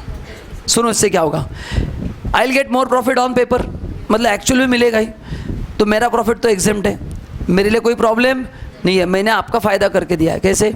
अभी आपने मेरे को ज़्यादा पैसा दिया है, बाद में ऑब्वियसली मैं आपको कैश दे दूंगा, ऑन पेपर अपन ने ज़्यादा प्राइस फिक्स किया है। You will give me cheque of 80 lakhs, actual price 50 lakh है, I will give you black money 30 lakhs, नए नोट पुराने नहीं, करेक्ट ना? नाउ ये हो गया, अभी आप उसको क्या करोगे, आगे जाके सेल करोगे। Sale of house property subject to capital gain tax, लेकिन आपका मैंने कॉस्ट ऑफ एक्विजिशन बढ़ा दिया है, उससे कैपिटल गेन क्या होगा, कम होगा। इसलिए रिस्ट्रिक्शन डाला है कि if I sell one flat to you, आपके रिलेटिव को मैं बाकी के फ्लैट नहीं बेच सकता, क्योंकि फिर मैं मेरे रिलेटिव को ही फ्लैट बेचूंगा ज़्यादा रेट पे, एंड उनका कैपिटल टैक्स में क्या करूँगा, सेव कर दूंगा, और मेरे लिए तो कुछ प्रॉब्लम है नहीं, क्योंकि मेरे लिए क्या बोला है, 100% प्रॉफिट एग्जेम्प्ट। सो क्वांटम कितना भी हो, 1 करोड़ या 100 करोड़ हो, तो ऐसा मैनिपुलेशन हो सकता है। समझ में आ रहा है कि मैं क्या बता रहा हूँ? हो सकता है कि नहीं मैनिपुलेशन? मैं आपका कॉस्ट ऑफ एक्विजिशन बढ़ा रहा हूँ, जिससे आगे जाकर आपका कैपिटल गेन क्या होगा, कम होगा, इसलिए ऐसा बोला गया है। उसके लिए अलग बुक्स अकाउंट मेंटेन करो, एंड ठीक है। नाउ नॉन कंप्लीशन इन 3 years, कितने साल कंस्ट्रक्शन कंप्लीट बोला है, 3 साल। If the housing project is not completed within 3 years from the date of approval and in respect of which deduction has been claimed and allowed under section 80 IBA, the total amount of deduction so claimed and allowed in one or more previous year shall be deemed to be the income of assessee, chargeable as profits and gains of business profession of the previous year in which period of completion so expires। अभी ध्यान से सुनिए क्या है, मैं आपको बताता हूँ। अब इसमें काफ़ी लोगों को कन्फ्यूजन भी हो सकता है, मैं क्लियर करता हूँ। आपने एक हाउसिंग प्रोजेक्ट स्टार्ट किया है, सभी कंडीशन फुलफिल्ड है, सो 3 साल में आपका प्रोजेक्ट कंप्लीट होने वाला है, तो काफ़ी स्टूडेंट को क्या लगता है कि हम प्रॉफिट 3 साल के बाद बुक करेंगे। कंस्ट्रक्शन इंडस्ट्री में पार्ट वाइज जितना काम हो उतना हर साल प्रॉफिट बुक होता है। हमने पढ़ा ना कॉन्ट्रैक्ट कॉस्टिंग, हाँ, जितना काम हुआ है वर्क कंप्लीशन के हिसाब से, तो मैंने ईयर 1 में जितना काम कंप्लीट किया है उसका प्रोपोर्शनेट प्रॉफिट बुक किया है, ईयर 2 में थोड़ा बुक किया है, ईयर 3 तक फ्लैट कंप्लीट नहीं हो पाए, तो जो 1 और 2 में जो मैंने प्रॉफिट क्लेम किया है, थर्ड का तो मिलेगा ही नहीं। क्यों नहीं मिलेगा? वाइन तो कहेगा, तो वो इनकम माना जाएगा। वो क्या माना जाएगा? इनकम माना जाएगा। कब? 3rd ईयर जहाँ पे ख़त्म होगा उस साल का क्या माना जाएगा? वो इनकम माना जाएगा। सिंपल दिया है। नो डबल डिडक्शन, ये पढ़ने की ज़रूरत नहीं है। ये प्रॉफिट के लिए अगर आप यहाँ पे बेनिफिट ले चुके हो अंडर सेक्शन 80, तो उसी प्रॉफिट के लिए आप किसी दूसरे सेक्शन में और एक बार बेनिफिट क्लेम नहीं करोगे। सिंपल प्रोविजन है, एक प्रॉफिट 2 जगह पे एग्जेम्प्ट नहीं होगा। ठीक है, नेक्स्ट। अभी आगे के वो टेक्निकल पॉइंट्स है। व्हाट इज बिल्टअप एरिया, वो मत पढ़ो आप। कॉम्पिटेंट अथॉरिटी कौन है, फ्लोर एरिया रेशो क्या है, रेसिडेंशियल यूनिट का मतलब क्या है, ये कट कर दो। मैंने आपको ओरली बता दिया क्या है, कट करो, ये नहीं पढ़ना है। Now next, tax incentive for employment generation 80 JJAA, ये अमेंडमेंट हुआ है, इंसर्ट नहीं हुआ है। पहले पुराना प्रोविजन क्या आपको याद है क्या? अगर आपके कंपनी में if you employ more than 50 workers, तो 50 वर्कर के ऊपर जो वर्कर्स है उनके सैलरी का 30% का आपको डिडक्शन मिलता था, बराबर है ना? बस उसी में अमेंडमेंट हुआ है, पूरा सेक्शन उन्होंने भी चेंज कर दिया है। ओके, तो अपने को पढ़ना है वो। देखो एप्लीकेबल टू, अभी पहला अमेंडमेंट देखो क्या है। लास्ट इसमें बोला था एप्लीकेबल टू ऑल SSC, यहाँ पे भी वही बोला है applicable to all SSC, but एक अमेंडमेंट हुआ है जिनके लिए ऑडिट कंपलसरी उन्हीं के लिए सेक्शन होगा। मतलब जिनका टर्नओवर 2 करोड़ के अंदर है उनके लिए बेनिफिट नहीं है। ऑडिट किन के लिए होता है अभी? As per new limits. हाँ, आप पुराने आपके नोट्स पढ़ो, वहाँ पे लिखा है एनी एसएससी। अभी एनी एसएससी वैसे ही रखा है और एक पॉइंट जोड़ दिया। क्या पॉइंट जोड़ा है? जिसके लिए क्या ज़रूरी है? ऑडिट ज़रूरी है उसके लिए। ठीक है, ये पहला अमेंडमेंट, एग्जाम में आ सकता है क्वेश्चन। नेक्स्ट कंडीशन, ये पहले वाले कंडीशन ही है। Business is not acquired by SSC by way of transfer from any other person और result of any business reorganisation. मतलब ये नया बिजनेस होना चाहिए, पुराना बिजनेस नहीं होना चाहिए। The business of the assessee is not form by splitting up. मतलब क्या है? एग्जिस्टिंग बिजनेस बंद करके या स्प्लिट करके ये दूसरा नहीं चलेगा। Books of account should be audited, ठीक है, कोई ठीक है, and deduction should be claim in the return of income. हाँ, ये डिडक्शन आपको रिटर्न फाइल टाइमली करना पड़ेगा तो मिलेगा। ठीक है, ये एकदम सिंपल है। अभी यहाँ से देखो अमेंडमेंट क्या है। An amount equivalent to 30% of additional employ cost. ये लास्ट ईयर भी कितना था? 30% ही था। इस बार भी कितना है? 30% ही है। बट एडिशनल एम्प्लॉय कॉस्ट ये पढ़ना भी क्या है। Incurred in the course of such business is deductible under section 80 JJAA for 3 assessment year, including the assessment year relevant to previous year in which such employment is provided. Now please ध्यान दो, ये 3 साल कैसे, काफ़ी लोगों को confusion है, मैं आपको क्लियर करके देता हूँ। काफ़ी लोगों ने पढ़ा है बट कन्फ्यूजन होता है। सपोज अभी कंडीशंस हम पढ़ने वाले, मैंने फर्स्ट ईयर ये कंडीशंस फुलफिल किए, ठीक है, तो 3 साल बेनिफिट मिलेगा। कितने साल? 3 साल। सेकेंड ईयर मैंने अगर कंडीशन फुलफिल किए तो अगले 3 साल। थर्ड ईयर किए तो हाँ, तो जिन साल में कंडीशन फुलफिल करूँगा उसके अगले 3 साल तक बेनिफिट मिलता रहेगा। It's not only for 3 years. मैं क्या बोला समझ में आ रहा है? जिस साल आप ये एम्प्लॉयमेंट का कंडीशन फुलफिल करोगे उसके अगले 3 साल। तो अगर आप हर साल वो कंडीशन फुलफिल कर रहे तो हर बार 3-3 साल मिलता रहेगा। तो काफ़ी लोग लगता है कि 3 साल ही मिलेगा क्या कंपनी को, 4th 5th ईयर नहीं मिलेगा? अरे 100% मिलेगा। वर्डिंग क्या है? जिस साल वो आप एम्प्लॉयमेंट के कंडीशन फुलफिल करोगे जो हम पढ़ने वाले हैं उसके आगे 3 साल। तो सर मैंने फर्स्ट ईयर किया तो 3 साल, सेकंड ईयर किया तो और 3 साल, थर्ड ईयर किया तो और 3 साल। तो जब तक तुम कंडीशन फुलफिल करते रहोगे आने वाले 3 साल तक तुमको बेनिफिट मिलता रहेगा। चलो अभी देखते हैं कंडीशंस क्या है। बहुत सारे कंडीशंस हैं। एडिशनल एम्प्लॉय का मतलब क्या है? वहाँ पे था ना 30% ऑफ एडिशनल एम्प्लॉय कॉस्ट। सो ये 2 वर्ड अभी मैं अलग अलग करके पढ़ा रहा हूँ। What is meaning of additional employ and what is meaning of cost. देखते पहले, who is that additional employ? Additional employ means an employ who has been employed during the previous year, मतलब 16-17 में एम्प्लॉय करना है। Whose employment has the effect of increasing the total number of employ employed by the employer as on the last day of preceding year. अभी ये increasing the total number of employ, अब ये क्या है sir? अभी obviously अगर नया आदमी को अपॉइंट करोगे तो बढ़ेगा ना, फिर इंक्रीजिंग क्या दिया है? सुनो, आप यहाँ पे टैक्स प्लानिंग हो सकता है। ये अगर वर्ड नहीं होगा ना, देखो मैं कैसे प्रोविजन के साथ खेल सकता हूँ। उन्होंने क्या बोला है? नए लोगों को अपॉइंट करना है ना, लॉ में ऐसा ही लिखा है ना। हाँ, तो मैं क्या करूँगा, 31 मार्च को मेरे पास 500 एम्प्लॉई है, सबको मैं निकाल दूंगा कंपनी से, रेजिग्नेशन लेटर दूंगा और 1 अप्रैल को अपॉइंटमेंट लेटर दूंगा। हो गए ना एडिशनल 500। ऐसे नहीं चलेगा, एग्जिस्टिंग के ऊपर बढ़ना चाहिए, इसलिए ऐसा वर्ड डाला है। Which has impact of increasing the total number of employee as on the last day of preceding year. मैं क्या कर सकता हूँ आपको समझ में? 31 मार्च को पुराने एम्प्लॉय को निकाल दिया, मतलब ऑन पेपर खाली म्यूचुअल एडजस्टमेंट। 31 मार्च को घर पे जाते समय रेजिग्नेशन लेटर लेके जाओ, 1 अप्रैल को आते समय अपॉइंट लेटर लेके जाओ, हो गए नए एम्प्लॉय 500। हर साल 500 एम्प्लॉय कंपनी बोल रही, और हर साल 500 का बेनिफिट, लेकिन कंपनी में तो हर साल 500 ही है। इनकम टैक्स बोल रहे भाई तुम 4 साल से 500 लोगों को अपॉइंट कर रहे हो तो 2000 होना चाहिए। कभी भी तुम्हारे कंपनी 500 ही रहते हैं, हो क्या रहा है? बाद में पता चले कि ऐसे मैनिपुलेशन कर रहा है। 31 मार्च को निकालना, 1 अप्रैल को चलेगा क्या ऐसे? इसलिए बोला है इंक्रीजिंग का मतलब है 500 के ऊपर होना चाहिए, उसको रीअपॉइंट करके थोड़ी चलेगा।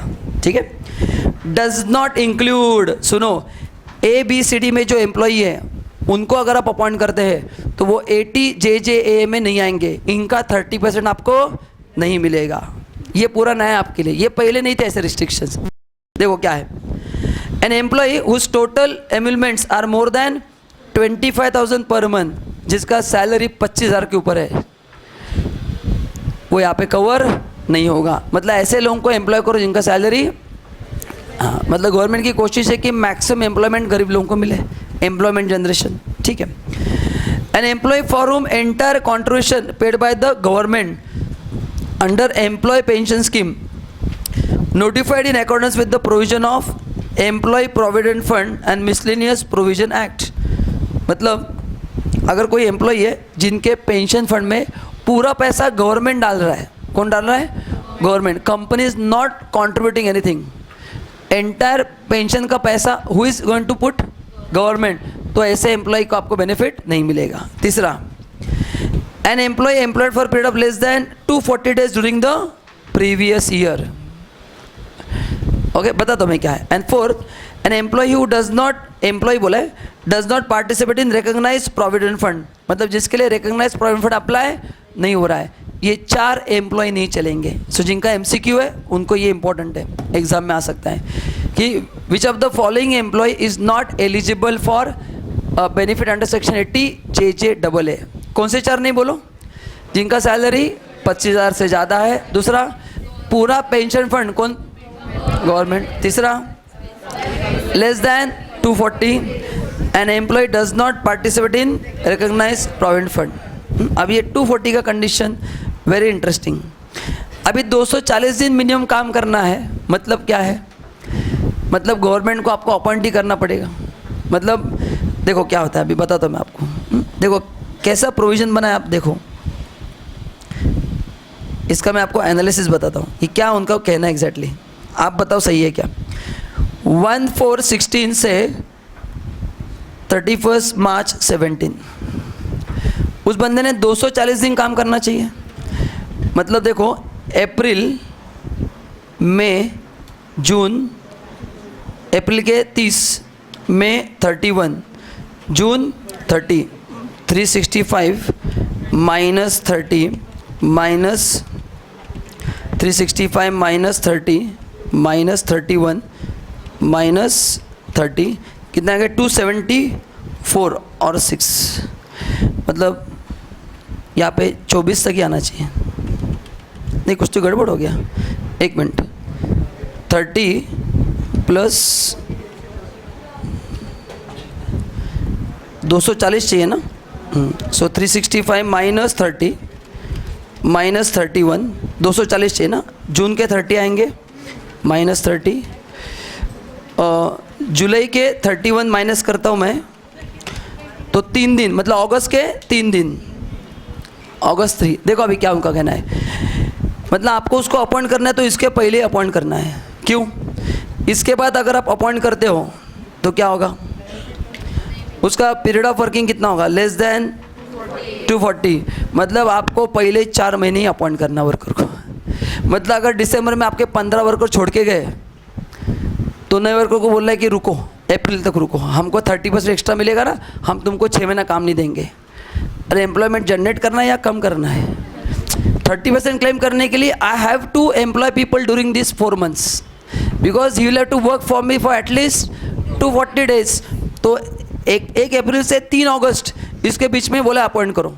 मतलब अगर नवंबर में मेरे को ज़रूरत है, अपॉइंट नहीं करना है, एंड अपॉइंट करेंगे तो 30% का बेनिफिट नहीं मिलेगा। सो ऑब्वियसली फिर मैं क्या करूँगा? I will postpone the requirement. मैं अप्रैल में एम्प्लॉय करूँगा, तो ये एम्प्लॉयमेंट बढ़ रहा है या कम होगा इससे? और नाम दिया एम्प्लॉयमेंट जनरेशन। पता नहीं क्या इसका लॉजिक है गवर्नमेंट का, बहुत भारी प्रोविजन बनाते हैं, क्या कंडीशन डाल के रखा है। मतलब आपको ज़रूरत है तो अपॉइंट नहीं करना है, इनकम टैक्स इस हिसाब से अपॉइंट करना है। तो तुमको अप्रैल में ज़रूरत नहीं है, सब काम ही नहीं है, अपॉइंट करो, उनको ऐसे सैलरी दो, क्योंकि बाद में करेंगे तो बेनिफिट नहीं मिलेगा। So you have to appoint them during this period only. अब ये प्रैक्टिकली कितना पॉसिबल है आप ही सोचो, बहुत मुश्किल है, ठीक है। अब हम कुछ नहीं कर सकते, मेरा काम है आपको पढ़ाना। नाउ एडिशनल एम्प्लॉय कॉस्ट क्या है?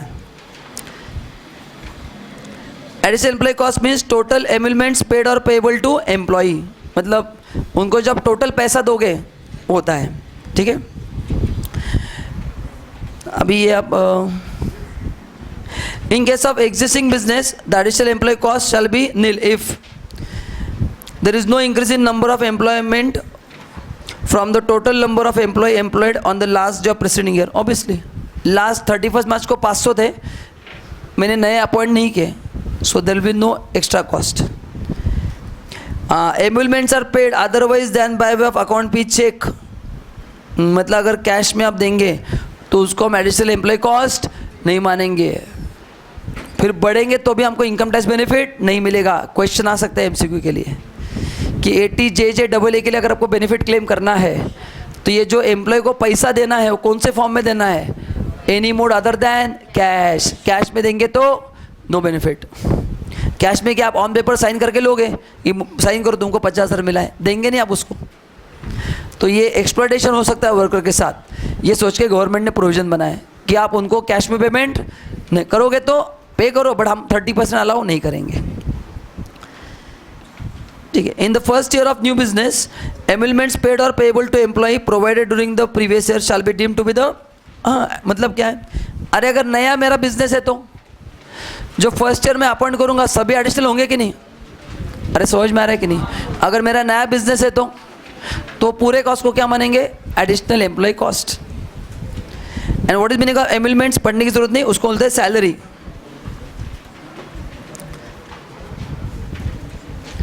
Note the provision of old section 80JJAA जहाँ पे था ना वो 50 वर्कर होने चाहिए वगैरह वगैरह, shall apply to SAC who is eligible to claim any deduction under section 80JJ for AY 16-17 or any earlier assessment year. ठीक है. ये कुछ काम का नहीं, पॉइंट कट कर दो. एंड मैंने एक एग्जांपल दिया है जो आपको आज ट्राई करना है. कल इसमें ध्यान में रखो, इसमें कैजुअल एम्प्लॉयज़ नहीं आते. चलो एक बार अपन अपने सॉल्व करते हैं एंड आपको कन्फ्यूजन नहीं होगा. Mr. Christian has commenced the operation of manufacturing of goods in a factory on 1/4/16. He has employed 125 new workmen during the previous year 16-17 as under 20 casual workmen wages paid by cash. मिलेगा क्या? से casual का तो मिलता नहीं है. Casual मतलब temporary के लिए है ना, तो वो नहीं मिलेगा. Okay. 10 workers employed through contract labor, wages paid to them by account payee cheque. ठीक है. 30 regular workman employed from 1/4/16 to 30th March 2017. हो रहा है ना? मोर देन 240 हो रहा है. हाँ. 30 regular workman employed on 1 May. हाँ, मैंने आपको डेट दिया था 3 अगस्त के पहले करना है 240 होने के लिए. हाँ. जिनके वेजेस है 30,000 पर मंथ.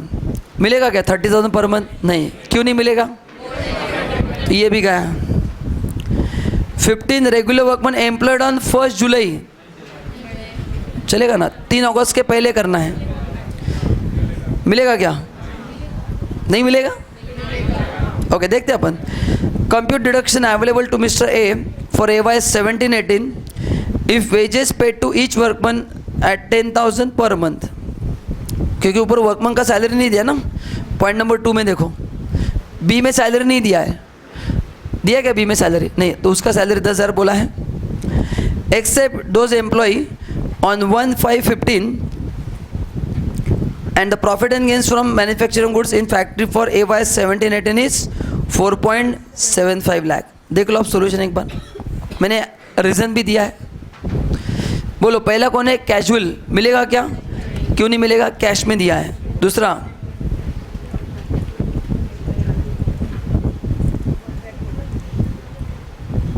कॉन्ट्रैक्ट लेबर का मिलेगा, बट उनका सैलरी कितना है? क्या नहीं दिया? कॉन्ट्रैक्ट का नहीं दिया.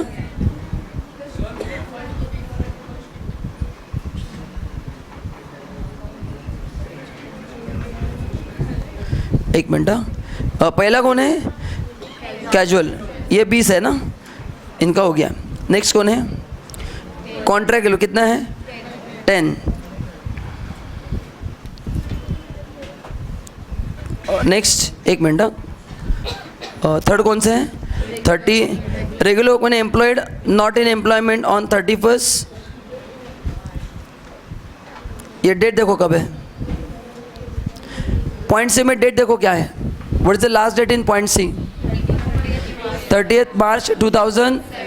हाँ, एम्प्लॉयमेंट मतलब क्या है, 31 मार्च को एम्प्लॉय नहीं थे, इसलिए उनका बेनिफिट आपको नहीं मिलेगा। पूरे साल क्या होना चाहिए, एम्प्लॉयमेंट होना चाहिए। 31 मार्च को थे क्या वो, यहाँ पे 30 मार्च लिखा है, मतलब 31 मार्च को नहीं थे। चलो अभी ये देखो, पहला हो गया, दूसरा वेट एंड वॉच, तीसरा तो कंप्लीट हो गया। ओके, और क्या बताओ। अच्छा, डी वाले मिलेंगे क्या, नहीं, क्यों नहीं मिलेंगे। हाँ, एंड 15 वाले मिलेंगे क्या, मिलेंगे, यस और नो, यस मिलेंगे। क्यों मिलेंगे बताओ। हाँ, 1 जुलाई को आपने एम्प्लॉय किया है, ठीक है। तो देख लो एक बार अभी, तो टोटल एडिशनल एम्प्लॉय कितने हो गए। देखो, पहले वाले नहीं आएंगे, दूसरे बी वाले आएंगे, तीसरे वाले नहीं आएंगे, फोर्थ वाले नहीं आएंगे। क्यों नहीं आएंगे बी वाले। हाँ तो आएंगे ना, वही कैश में दिए तो नहीं आएंगे। अदर देन कैश कोई भी चलेगा ना।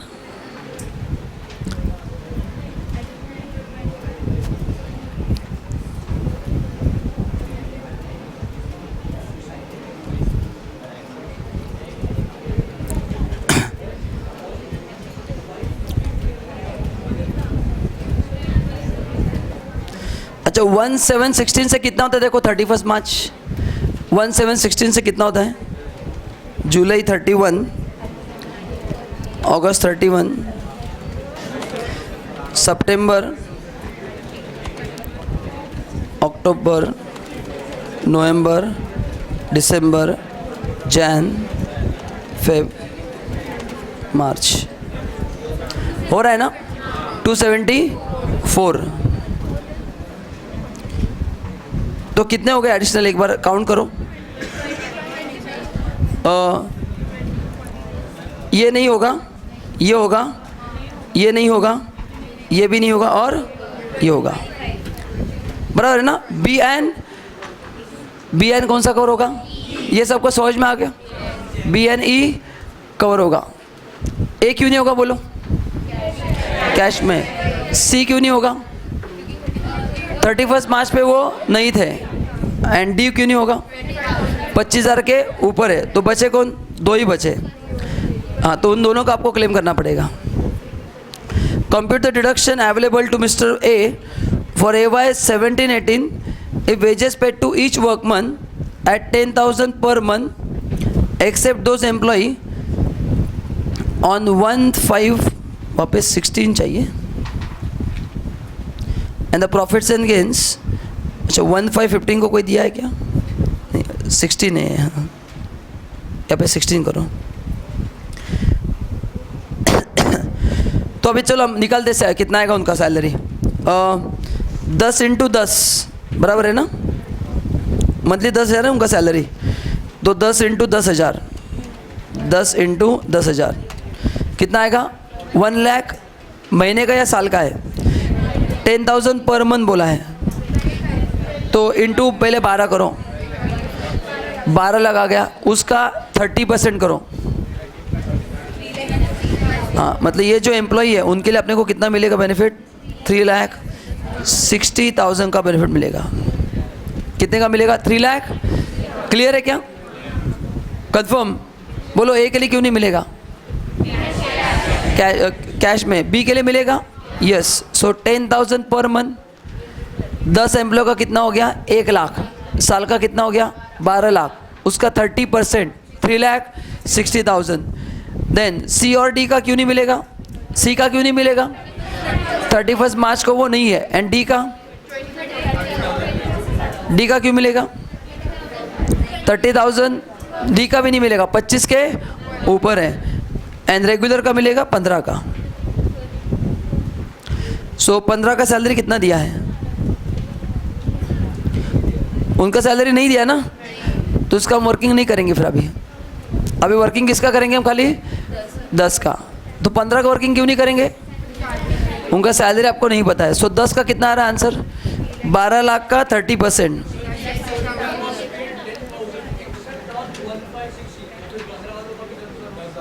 क्या क्या बोलो, हाँ बोलो।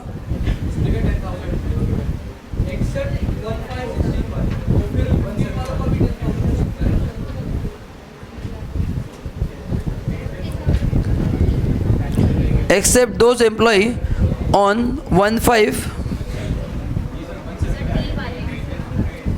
तुम कौन से पॉइंट की बात कर रहे हो? हाँ, ई पॉइंट में जो 15 है उनको भी, एक्सेप्ट दोज एम्प्लॉई ऑन 1/5, यहाँ पे कुछ तो भी ना टाइपिंग मिस्टेक हुआ है, वो डेट कुछ तो भी गलत हुआ है। नहीं, एक काम करते हैं, नेक्स्ट लेक्चर में मैं एक बार क्वेश्चन देख के आपको और एक बार बता देता हूँ। हाँ, जस्ट रिमाइंड मी, अपन नेक्स्ट लेक्चर में मैं एक बार डेट चेक कर लेता हूँ। अभी बी का आंसर तो मिल गया अपने को, कितना है बी का आंसर? 3,60,000। पॉइंट डी मैं आपको नेक्स्ट ब्रेक के बाद चेक करके बताता हूँ। हाँ, let me check the question now.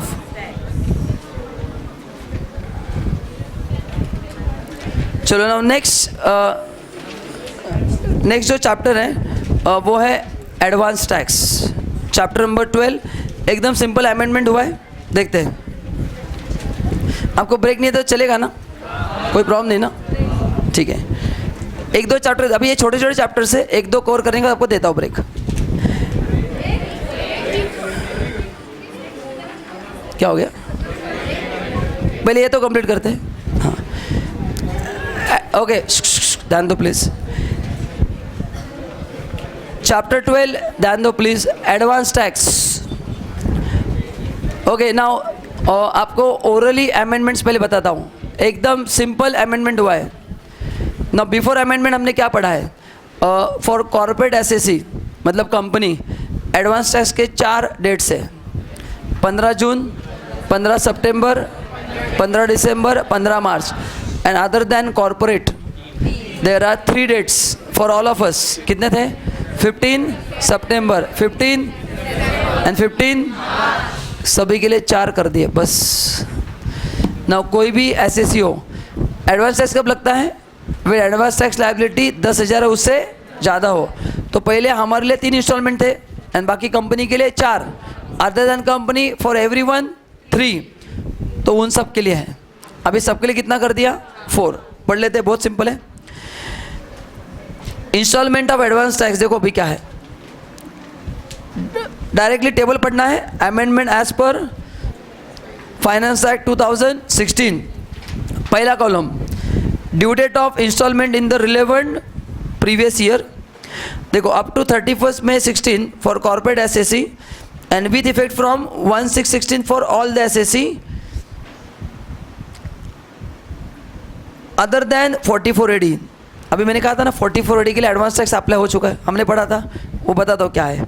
देखो ना, व्हाट आर द 4 डेट्स, वही है, पहले वाला परसेंटेज है, क्या है? जो कंपनी के लिए था वो सबके लिए हो गया। बोलो क्या, ये आप सबने पढ़ा है? खाली 3 के 4 इंस्टॉलमेंट हो गए। बोलो 15 जून तक कितना भरना है? 15% of advance tax. Then 15 September 45%, 15 December and 15 March. And 44AD के लिए डायरेक्ट एक ही डेट है, 15 मार्च। 100% एग्जाम में आ सकता है। 44AD के लिए 4 डेट्स एप्लीकेबल, डायरेक्टली एक ही दिन आपको देना है। कब देना है? 15 मार्च को 100% इनकम टैक्स भर देना है, एडवांस टैक्स। तो क्या अमेंडमेंट हुआ है बोलो एडवांस टैक्स में? अदर देन कंपनी सबके लिए कितने थे इंस्टॉलमेंट? 3, अभी कितने हो गए? 4। परसेंटेज चेंज हुआ है? नहीं, जो कंपनी के लिए था वही परसेंटेज है, 15, 45, 75, 100। नाउ अभी अगर आप एडवांस टैक्स नहीं पे करते हो तो आपको इंटरेस्ट देना पड़ता है under section 234C। Under section 234C देखो क्या है, interest for deferment of advance tax not for 44AD। Again 44AD के लिए अलग तरह से इंटरेस्ट लगता है, मैं आपको बताऊंगा क्या है। देखो क्या है, ये भी दोस्तों आप सबने पढ़ा है, जब मैं पढ़ाऊंगा तो आपको याद आएगा। कोई बता सकता है क्या? कंपनी के लिए देखो 15 है, 45 है, 75 एंड 100 है, एंड उनको कुछ केसेस में इंटरेस्ट नहीं लगता है अंडर सेक्शन 234C। अगर कंपनी ने 15 की जगह 12 भरा है तो याद है क्या? 45 की जगह 36 भरा है तो बस वो अभी सबके लिए अप्लाई हो गया। देखो पढ़ते हैं। 15 जून तक आपने कितना भरना चाहिए था हम सब लोगों ने अभी? 15% tax due of return income. What is meaning of return income? Income tax return में आपने जो इनकम दिखा है उसका। What is meaning of return income? The income which is declared in your return, उस इनकम का कितना भरना चाहिए? 15%। इंटरेस्ट कब लगेगा? Simple interest at 1% per month for period of 3 months on the amount of shortfall from 15%। मतलब अगर अपने 15 नहीं भरा तो आपको इंटरेस्ट लगेगा। What is the rate of interest? 1% per month simple interest. For how many months? 3 months। Sir why 3 months? क्योंकि जून के बाद आपको आपकी मिस्टेक सुधारने का मौका मिलने वाला है सितंबर। तो जून सितंबर में कितना गैप है? 3 months। जैसे आपने को 6 महीने का मिलता है डीजे दिसंबर जून, वैसे ही इनको 3 months का मिलता है। करेक्ट ना? कि दिसंबर में गलती हो गई तो जून में गलती हो गई तो दिसंबर। बस अपने लिए जैसे डीजे फॉर्मूला है वैसे यहाँ पे भी वैसे ही फॉर्मूला है। करेक्ट ना? तो आपने उस फॉर्मूला नहीं जाना है, आपका जून में क्लियर होने वाला है। नाउ देखो, no interest if advance tax paid is less than equal to 12%।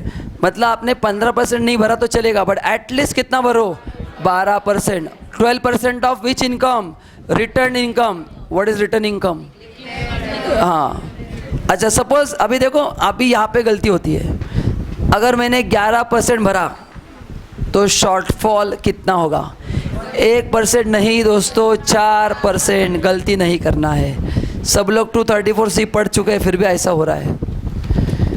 Okay, तो शॉर्टफॉल 11% दिया तो 12 पे करेंगे तो इंटरेस्ट नहीं लगेगा, बट तुम 11 पे करोगे तो पूरा 4% शॉर्टफॉल होगा। एंड 3 months समझ में आ गया? जैसे अपने लिए कितना समय मिस्टेक रेक्टिफाई करने का? 6 months। जून के बाद दिसंबर के बाद जून, डीजे, वैसे यहाँ पे कितना है? यहाँ पे कितना है? 3 months। Now 15 September 45% of tax due. Again simple interest at 1% per month for a period of 3 months। Why again 3 months? वही 3 months का पीरियड होता है। बट अगर आप 36% भर देते हो तो आपको मतलब 9% का डिफरेंस रहेगा तो भी चलेगा। बट 35 भर दिया तो 35 भर दिया तो क्या होगा? पूरे स्पेट लगेगा। Now December and March no tolerance, पूरा 75 भरना ही पड़ेगा, पूरा 100 भरना ही पड़ेगा। Simple interest at 1% per month for period of 3 months on amount of shortfall from 75%। यहाँ पे कोई टॉलरेंस नहीं है। एंड लास्ट 15 मार्च को अगर करेंगे तो फाइनेंशियल ईयर कब खत्म होता है? 31 मार्च। तो 1 महीने का इंटरेस्ट लगेगा आपको, जितना भी शॉर्टफॉल होगा उतना। ठीक है? सो what is the first amendment? 3 quarter का जो सिस्टम था वो हट गया है। अभी हर एक को क्या करना है? 4 क्वार्टर में देना है। 15, 45, 75, 100। अगर उससे कम देंगे तो आपको 234C में इंटरेस्ट लगेगा। कितने मंथ्स का? 3 months, 3 months, 3 months and 1 month। पहले 2 केस में इंटरेस्ट नहीं लगेगा। कब? अगर आपने एडवांस टैक्स एटलीस्ट 12% भरा है या फिर 36 भरा है तो नहीं लगेगा, बट थर्ड इंस्टॉलमेंट से अगर आपने 75 का 73 भी भर दिया तो 2% पे आपको इंटरेस्ट देना पड़ेगा। अच्छा, so what is the due date for 44AD? दिया है।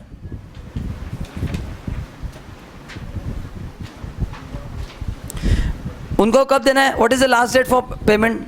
उनके last date and first date एक है 15 मार्च। तो ऑब्वियसली उनको इंटरेस्ट कितने महीने का लगेगा? 1 महीने का, बिकॉज एडवांस टैक्स पे करने का लास्ट डेट है 15 मार्च विद इंटरेस्ट 31 मार्च। क्यों सर हम 31 मार्च का नहीं दे सकते एडवांस टैक्स? अरे एडवांस टैक्स का मतलब ही क्या है?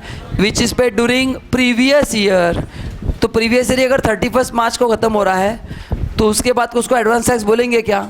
उसको बोलते हैं सेल्फ असेसमेंट टैक्स। तो एडवांस टैक्स कब तक रहता है? As long as that previous year is there. तो प्रीवियस ईयर ही 31 मार्च को ख़त्म हो रहा है ना, इसलिए 1 महीने का इंटरेस्ट लगता है। ठीक है? ओके।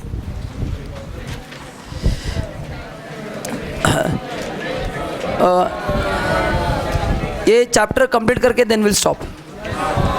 TDS एंड TCS ज़्यादा अमेंडमेंट नहीं है, 2 पेजेस के अमेंडमेंट है, एक ऐसे ही सिंपल है, तो उसको हम कंप्लीट करते हैं। Chapter number 13 TDS and TCS।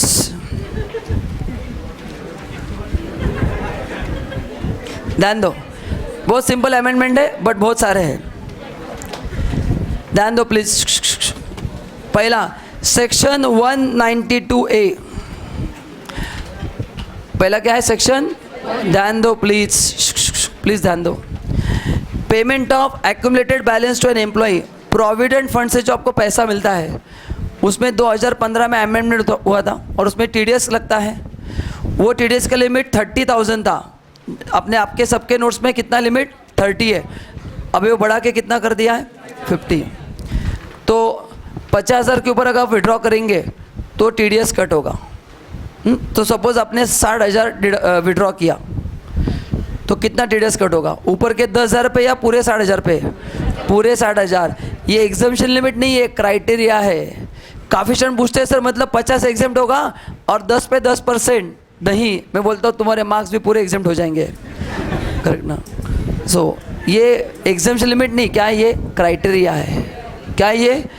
हाँ, तो इफ़ यू विड्रॉ 60,000 कितना TDS कट होगा, 60,000 का 10%, 6,000 रुपया। सभी TDS में ऐसा ही होता है, जो जो अमाउंट के आप लिमिट्स पढ़ते हैं वो एग्जाम्पशन लिमिट नहीं है, क्राइटेरिया है। क्या है criteria, please remember this point. Then winning from horse race, अपने घोड़े पे पैसे लगाए, करेक्ट ना, घोड़े पे, हाँ। बाकी कोई एनिमल यहाँ पे कवर्ड नहीं है, गधा वगैरह तो कवर्ड नहीं है। तो 5,000 का लिमिट कितना कर दिया है, 10,000। मतलब क्या, देखो अगर आपने 12,000 रुपये जीत लिए, इज इट अबाउट 10,000, सबको रेट पता है TDS का 30% है, तो 12,000 का 30% कट होगा, 2,000 का बताओ। तो ये एग्जाम्पशन लिमिट है या क्राइटेरिया है, हाँ, इसके ऊपर जाएंगे तो 1 रुपये से पूरा TDS कट करना है। Then 194C payment to contractor, अगर कोई याद है तो हम कॉन्ट्रैक्टर को एक साल में अगर मोर देन 75,000 रुपीज़ देते हैं, मोर देन, तो TDS कट होता था। ये 75 का लिमिट कितना कर दिया है, 1 लाख कर दिया है। 194LA payment for compensation on acquisition of immovable property.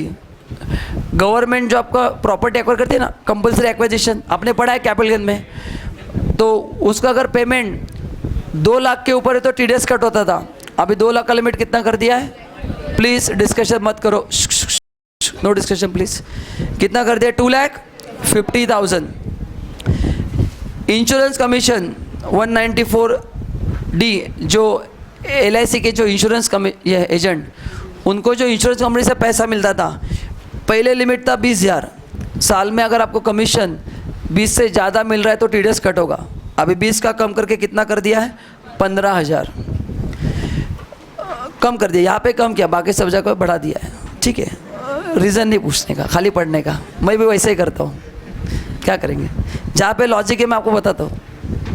194G other commission, commission on sale of lottery tickets 1,000 था, उसको बढ़ा के कितना कर दिया, 15,000। 194H अदर कमीशन और ब्रोकरेज 5,000 का कितना कर दिया, 15,000। तो बस ये लिमिट्स बढ़ गए हैं, तो ये MCQ के लिए इंपॉर्टेंट है, and even for other exam also.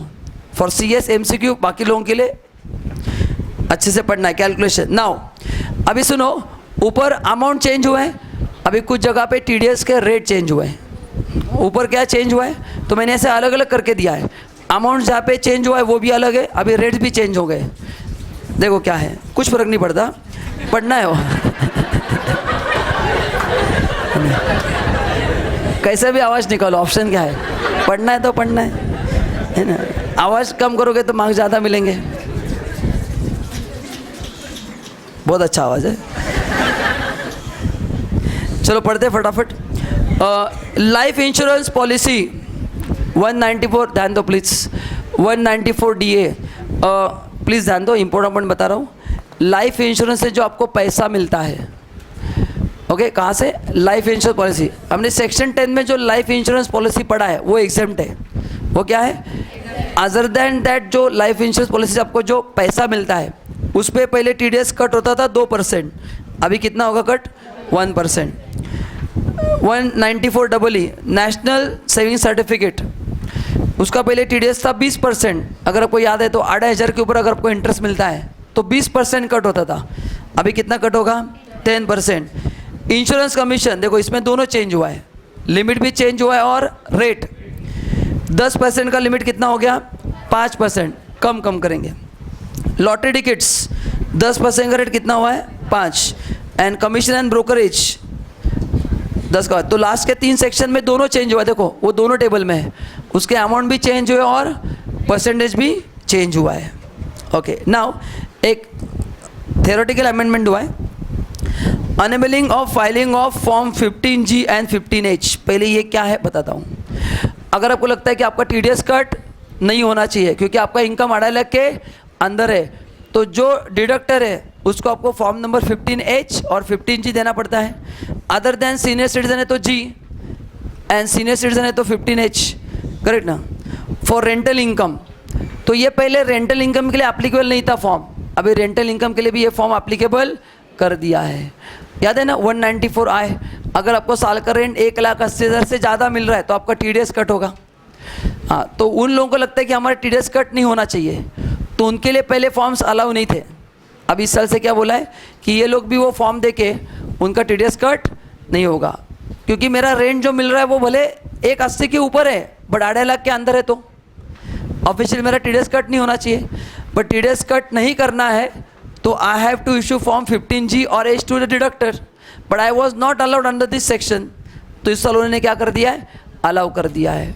तो आपको लगता है कि अगर आपको रेंटल इनकम पे TDS आपका कट नहीं होना चाहिए, वो जो टेनेंट आपको जो रेंट दे रहा है उस पर TDS कट नहीं होना चाहिए, तो you can issue now 15G and 15H, जो पहले अलाउ नहीं था। बस इतना ही थ्योरेटिकल अमेंडमेंट है, बाकी लिमिट्स वगैरह सेम ही है, 1,80,000। चलो आगे जाते हैं। नाउ TDS में इतने अमेंडमेंट्स है, TCS में 2 छोटे अमेंडमेंट्स है एंड देन विल स्टॉप। हाँ, एक छोटा सा पैराग्राफ है, tax collection at source on sale of vehicle, goods और सर्विसेज। एक्सेलेंट, तो करेक्ट ना। तो ये 3 इस पे TCS अभी आ चुका है। TCS मतलब टैक्स कलेक्टेड एट सोर्स। हाँ, ये TCS नाम की कंपनी भी है ना, इसलिए बोला। डेट ऑफ एप्लीकेबिलिटी 1/6/2016, ध्यान दो, बस 2 पैराग्राफ।